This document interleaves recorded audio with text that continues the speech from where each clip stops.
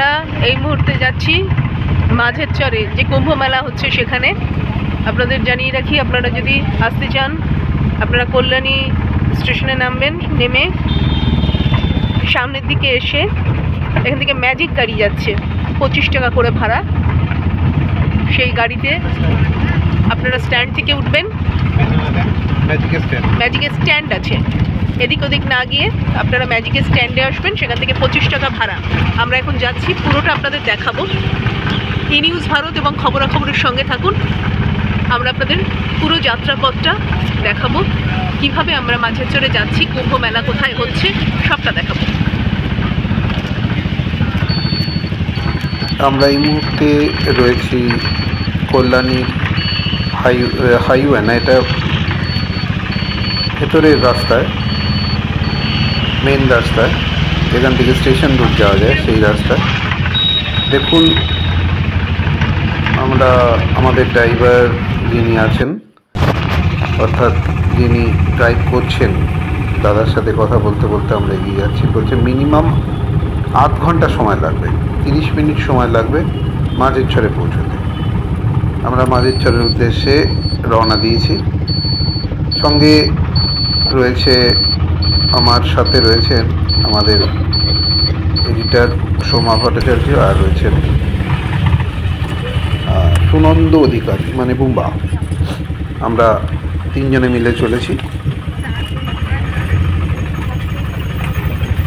দেখুন কত সুন্দর রাস্তা, রাস্তার দুধারে সারি সারি বাড়ি হয়ে আছে, মানে সুন্দরভাবে একটা সুন্দর শহর বলা যায়, সত্যি সুন্দর শহর কল্যাণী। দেখুন, এইবার দেখুন কত সুন্দর লাগছে। একদম রাস্তার উপর দিয়ে চলেছি আমরা। আধ ঘন্টার মধ্যে আমাদের পৌঁছতে হবে, যদিও অনেক বিকেল হয়ে গেছে, অর্থাৎ সন্ধ্যের দিকে হয়ে আসবে।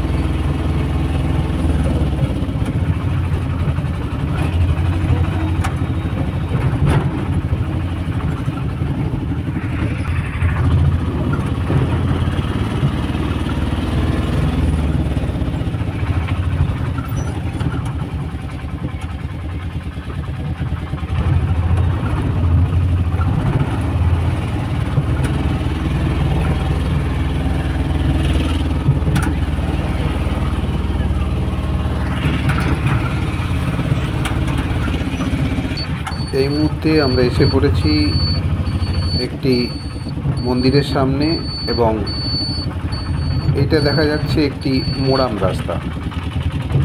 মোরাম রাস্তায় আমরা নেমেছি।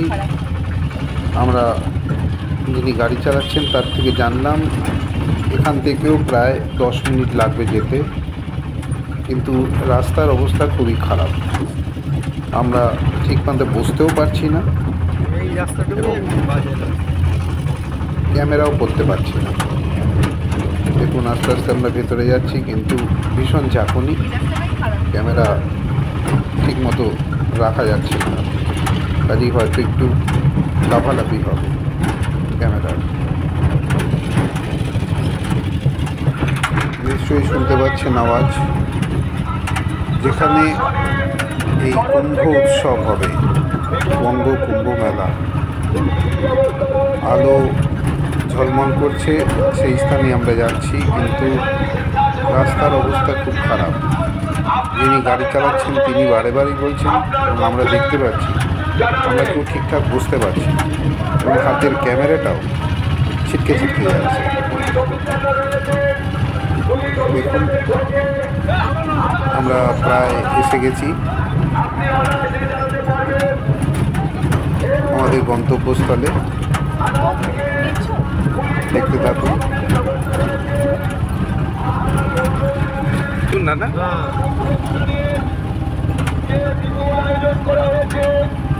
মাইকের আওয়াজ নিশ্চয়ই পাচ্ছেন। আমরা খুব কাছাকাছি এসে গেছি। দেখুন এই মেলা প্রাঙ্গণ, মানে মেলা আরম্ভ হয়ে গেছে। মেলার দোকানও বসেছে। কাল থেকে পুরো দমে মেলা আরম্ভ হবে। আমরা তার আগের দিন এসে মেলা দেখে গেলাম এবং আপনাদেরও দেখালাম। চেষ্টা করব আমরা কাল এই মেলা আপনাদের সামনে তুলে ধরতে, যদি সম্ভব হয়। আমরা এসে গেছি একদম মেলার পাশেই। একটি সুন্দর প্যান্ডেল বানানো হয়েছে এবং প্রচুর লোক ওখানে বসবে বলেই সেই প্যান্ডেল বানানো হয়েছে। দেখতে পাচ্ছি একটি মন্দির আছে। আচ্ছা, এটি আশ্রম। মন্দির তো বটেই, অবশ্যই আশ্রম। পুলিশ চৌকি, পুলিশ থানা, অস্থায়ী পুলিশ থানা বানানো হয়েছে।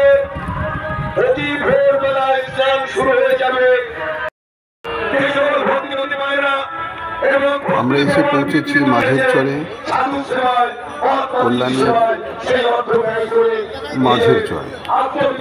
ওপারে রয়েছে ত্রিবেণী এবং এপারে কল্যাণী। দেখুন একটি সুন্দর মন্দির, শুধু মন্দির নয়, এটি আশ্রম বটে। পরে এগুলো দেখাচ্ছি আপনাদের। এবং এই ঘাটটির নাম হচ্ছে প্রভু গৌরাঙ্গ ঘাট। দেখুন গৌরাঙ্গজির একটি মূর্তি এবং প্রচুর সাধু সন্ন্যাসী, তারা এই মহাকুম্ভে স্নান করতে এসছেন। দেখুন দূর দূরান্ত থেকে সাধু সন্ন্যাসীরা এসছেন এবং এই রাস্তাটি যেটি দেখতে পাচ্ছেন। আচ্ছা, এইটা দেখুন, লেখা যে বঙ্গ কুম্ভ মেলা 2025। দেখুন এবার আমরা আস্তে আস্তে নিয়ে যাচ্ছি গঙ্গা দিকে, অর্থাৎ নদীর ত্রিবেণীর দিকে, যেখানে গঙ্গা, যমুনা এবং সরস্বতী এই তিনটি নদীর মিলন, সেই স্থানটিতে, যাকে ত্রিবেণী বলা হয়। এখানেই মহাকুম্ভ হয়। প্রায় 700 বছর আগে এই কুম্ভই প্রথম মহাকুম্ভ নামে পরিচিত ছিল। ইতিহাস ঘেঁটে দেখা যায় যে প্রায় 700 বছর আগে এখানে কুম্ভ মেলা হতো। আচ্ছা, আমরা একটু এগিয়ে যাচ্ছি পায়ে পায়ে এবং আমরা দেখাতে চেষ্টা করছি এর পরিচালনা রয়েছে রামকৃষ্ণ বেদান্ত মিশন। বঙ্গকুম্ভ মেলা রামকৃষ্ণ বেদান্ত মিশন হচ্ছে পরিচালনায়। ওই যে দেখতে পাচ্ছেন এই লাইটগুলি, ওগুলি হুগলির ত্রিবেণী ঘাট থেকে এই লাইট এই পার থেকে ওপারে দেখা যাচ্ছে। এবং এইটি হচ্ছে গঙ্গা, যমুনা এবং সরস্বতী মেন মিলন স্থান। এবং কাল এই জায়গায় মানুষে একাকার হয়ে যাবে, প্রচুর মানুষ। কাজেই প্রশাসন সেভাবে তৈরি আছে, বাঁশ দিয়ে তারা আটকেছে সব জায়গায়। দেখা যাচ্ছে একজন মহারাজ, তিনি পরিদর্শন করছেন, হয়তো তিনি এই দায়িত্বে আছেন জেটির ওপরে, যাতে জলে কোনো রকম অসুবিধা না হয়, মানুষের যাতে কোনো বিপদ আপদ না হয়। দেখুন আমরা যতটা পারছি আপনাদের দেখাতে চাইছি। এখানে 500 বছর আগে প্রথম শুরু হয়েছিল কুম্ভ মেলা। কত সুন্দর ব্যবস্থা হয়েছে আমাদের এই বঙ্গকুম্ভ মেলায়। বঙ্গকুম্ভ মেলা 2025। সুনীল মহারাজ, আপনিও আসুন না, উপরে আসুন, একটু হরির নাম সংকীর্তন করেন। পরিচালনা রামকৃষ্ণ বেদান্ত। সুনীল মহারাজ পরিচালনা। দেখুন দূর দূরান্ত থেকে কত সাধু সন্তরা এসছেন। এই যে দেখতে পাচ্ছেন, এটা বিবেকানন্দ মূর্তি। কাল এটা উন্মোচন হবে। আগামীকাল সম্ভবত প্রশাসনের কোনো বড় ব্যক্তি এসে এটা উন্মোচন করবেন যজ্ঞ অনুষ্ঠান হবে। কাল। এই যজ্ঞ অনুষ্ঠানে আবক্ষ মূর্তি আরও আমরা দেখাতে চাইছি এই মন্দিরে যাকে নিয়ে এত মাতামাতি, সেই গঙ্গা মা। সেই মাতাকে দেখাচ্ছি। সেই মন্দিরের ভেতরে আমরা প্রবেশ করেছি এবং সামনে রয়েছে ভোলে বাবার আশ্রম বা ভোলে বাবার মন্দির। এই আশ্রমের ভেতরেই ভোলে বাবার মন্দির। আমরা সামনে যাচ্ছি। জয় ভোলে বাবা লেখা আছে। আমরা ভেতরে যতটুকু পারলাম দেখালাম ভোলে মহারাজকে। ঠিক তার উল্টো দিকে রাধাকৃষ্ণের একটি মন্দির। সেখানে রীতিমতো ভজন কীর্তন চলছে এবং প্রত্যেকেই ভজন কীর্তন করছেন। তাও আপনাদের সামনে তুলে ধরছি। দেখতে থাকুন, সঙ্গে থাকুন ই নিউজ ভারত এবং খবরাখবর মলয়ের সাথে।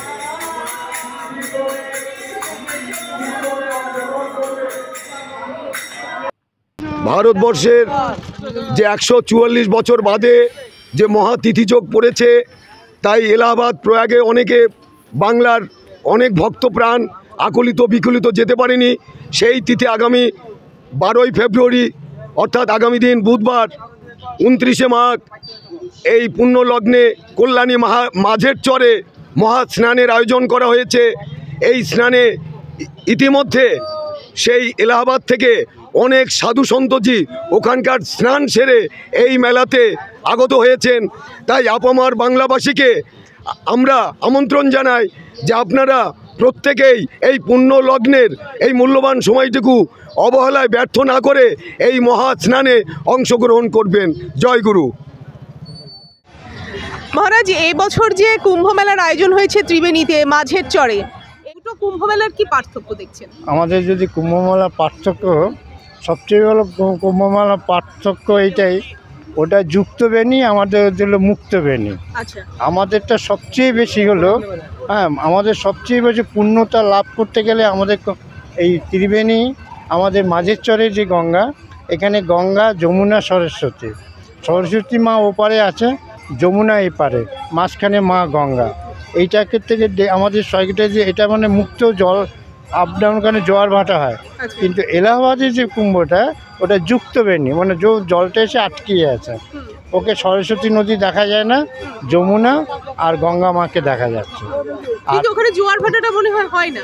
না, হ্যাঁ, এই জন্য আজ থেকে 700 বছর আগে এই যে আমাদের ত্রিবেণীর যে ঘাটটা, এবার মাঝের চর যেটা আমরা বইটা এপারেরটা, এইটা পূর্ণতা লাভ করছে 700 বছর আগে। তখন এখানে বড় বড় মহাপুরুষরা এসে ঋষিরা, তখনকার সময় ঋষিরা আসতেন এখানে।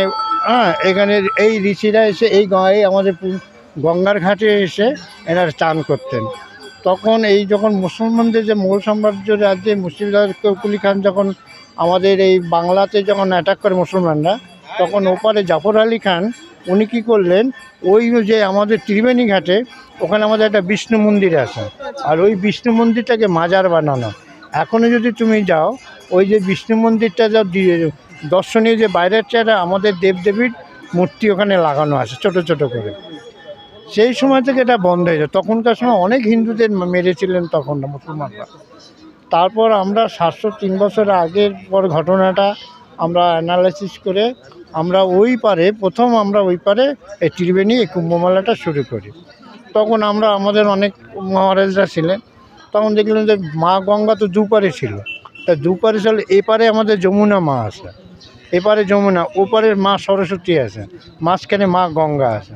তা তিনজনই যদি মা এখানেই আছে, যখন মা তো এপারেও আছে, তখন আমি আবার চিন্তা করলাম না এপারটা, কেন ওপারটা যে আমাদের মেলাটা হয়, ওপারটা যে অনুষ্ঠানটা হয়, মানে এত ঘিঞ্জি আছে। যেমন আমার সপ্তর্ষি ঘাট, তারপর ওখানে একটাই মাঠ আছে, শিবতলা মাঠটা, একটা মাঠ আছে, ওই শিবতলা মাঠেই আমরা অনুষ্ঠানটা করি, আর কোনো আমাদের ওখানে আর জায়গা নেই। তখন দেখলাম যে মাঝের চরটা এত সুন্দর চর, চরের মাঝে যদি আমরা মেলাটা করি আর পরিবর্তনকালে এটা দেখতে সুন্দর হবে মানুষের আকাঙ্ক্ষা। আমরা 2023-এ আমাদের এখানে মেলা যখন আমরা প্রথম শুরু করি অন্তত 20 থেকে 15 লাখ টাকা, হ্যাঁ 15 লাখ মতন লোক এখানে মহারাজ এসে অনেক নাগা সাধু অনেক হতো। তখন প্রশাসন অনেক আমাদের কভারেজ করেছেন, অনেক সাহায্য করেছেন, অনেক আমাদের হেল্প করেছেন।